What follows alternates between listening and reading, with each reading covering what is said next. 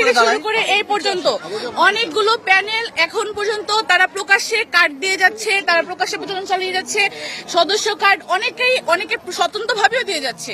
কিন্তু গতকাল 8 তারিখ থেকে আজ পর্যন্ত কোন প্রচারণা সম্পূর্ণ বন্ধ এবং এই কার্জন যে কোনো বুথ থেকে এই 100 মিটার পর্যন্ত কোনো প্রচারণা চালানো যাবে না। সেখানে তারা যে স্পষ্ট প্রচারণা চালাচ্ছে, তাদের হচ্ছে আচরণবিধি লঙ্ঘন যে করতেছে।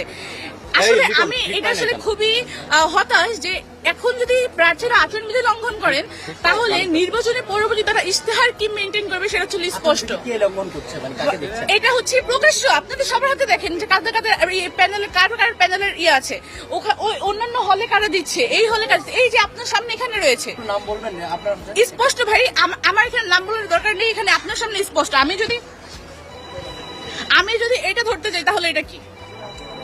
এটা তো আমরা ছাত্র দলের ইয়ে দেখছি।